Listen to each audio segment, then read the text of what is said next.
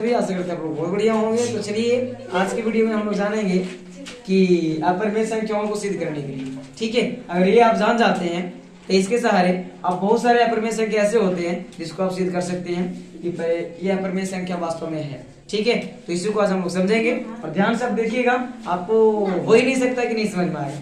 बस करते आप लास्ट तक बने रहे मेरे वीडियो में, तभी आपको समझ में आने वाला है, अन्यथा नहीं आएगा, ठीक है। तो चलिए सबसे पहले देखना है सिद्ध करें कि √2 प्लस √3 एक अपरिमेय संख्या है, यही सिद्ध करना है। हाँ चलिए, तो क्या लिखा गया सबसे पहले कि माना कि √2 प्लस √3 एक परिमेय संख्या है। मतलब जो आपको पूछे कि ये अपरिमेय संख्या सिद्ध करो अपरिमेय संख्या है, तो आपको वही चीज को उलट के मान लेना है कि परिमेय मान लेना है उसको, ठीक है। अपरिमेय बोल रहा है तो परिमेय मानना है, ठीक है ना। चलिए तो मान लेंगे, तो मानने के बाद में इसीलिए √2 प्लस √3 वाला p बटा q लिखा हमने, ठीक है।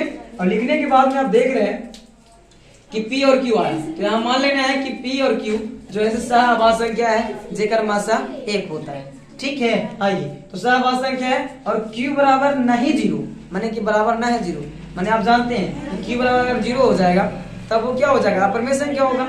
इसीलिए जब परिमेय माने हैं तो q नॉट इक्वल टू 0 होगा, ठीक है। चलिए उसके बाद में दिया गया है, देखिए उसके बाद में स्क्वायर किए, स्क्वायर करना है। तो चलिए दोनों तरफ बारे कर लेंगे, तो बारे करेंगे तो आप देख रहे हैं कि a प्लस बी के होल स्क्वायर के रूप में टूट गया ये, तो इसको तोड़ देंगे a प्लस बी के होल स्क्वायर के रूप में, ठीक है।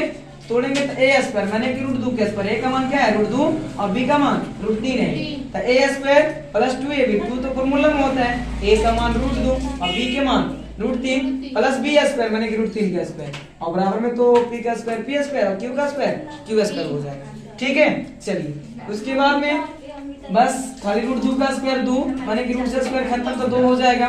उसके बाद में 2 में √2 और √3 से गुना करेंगे तो 2 का 2 और √2 और √2 3, तो 3 दूना 6, तो 2 √6 हो जाएगा।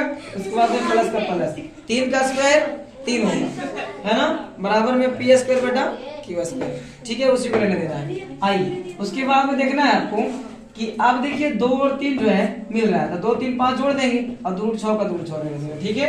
और p स्क्वायर बटा q स्क्वायर के छोड़ देंगे उसी तरह से, ठीक है।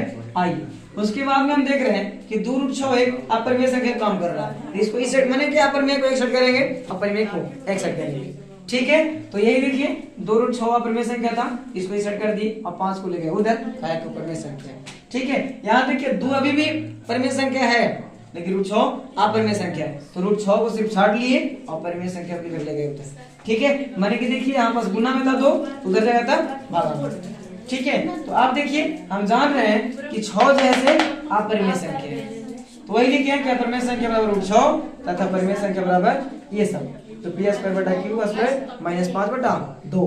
उसके बाद में देख रहे हैं जो कि कभी भी आपस में बराबर नहीं हो सकता है। आपको पता होगा कि परिमेय के बराबर कभी भी अपरिमेय संख्या नहीं हो सकता है, इसलिए हम लिखे हैं कि जो कि कभी भी आपस में बराबर नहीं हो सकता है। इसलिए हमारी मान्यता गलत थी, हमारी मान्यता गलत हुई कि √2 प्लस √3 एक अपरिमेय संख्या है, अर्थात वास्तव में जो है ना √2 प्लस √3 एक अपरिमेय संख्या है, ठीक है। तो आशा करते हैं ये वीडियो आपको बहुत बढ़िया लगा होगा।